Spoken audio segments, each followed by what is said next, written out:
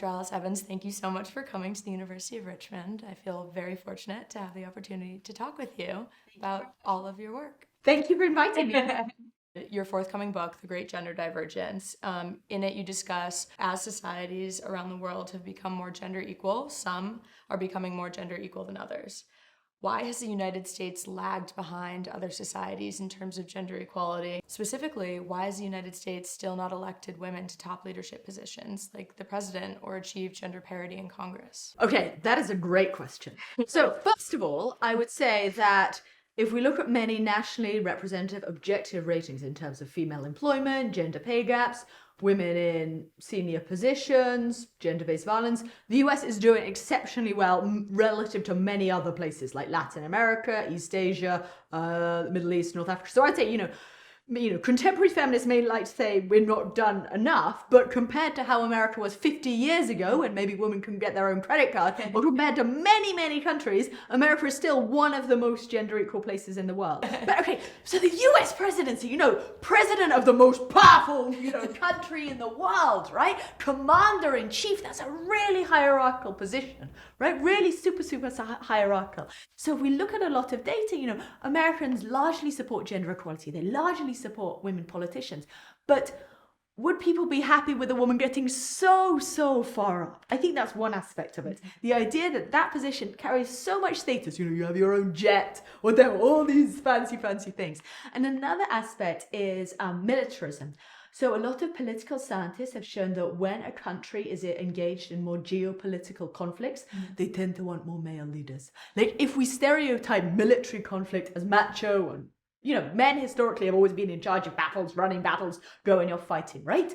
So if you think that the commander-in-chief is going to be engaged in lots of foreign wars, etc., you may stereotype that as masculine. So I think the reason, that was my 10 minutes answer for why the US has never had a female president, is two reasons. One, it's an incredibly high status position, and it's associated with military might and conflict.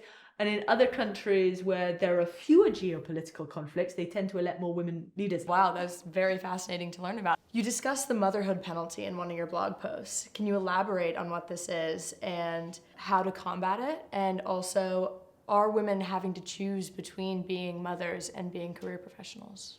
Okay, so the great Claudia Goldin, who is an economist at Harvard and has just won the Nobel Prize in economics, so bravo to her. She has this wonderful book on career and family. And she says, if you look at the economic data, especially for female graduates, they're largely closing the gap. So women in their 20s earning similar amounts to men.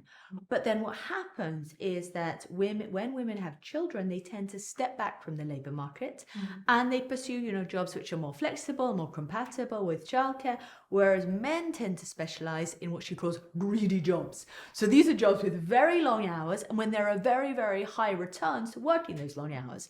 So suppose you've got the choice, the couple, the husband and the wife, let's assume it's a heterosexual couple, both of them could earn a 40-hour-a-week job, or the man could go all hell break loose and go and specialize to make partner. But that demands a if you make partner, then you really bring home the bacon. Maybe he's on 200K, even more 250K, right?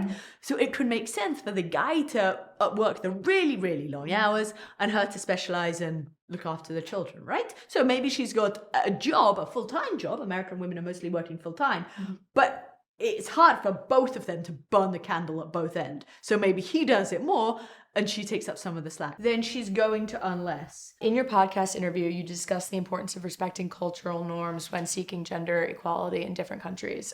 Could you elaborate? In order to understand what drives gender equality, we need to understand regional bottlenecks. The two big constraints in Latin America are crime and childcare. Whereas in the Middle East and North Africa and South Asia, the constraints to gender equality are quite different. Yeah.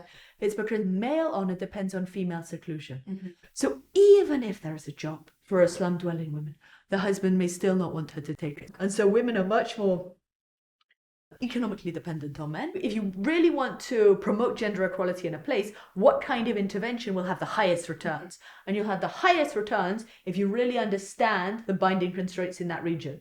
Wonderful, and you were so thorough with it. Thank you so much for My pleasure. answering all my questions.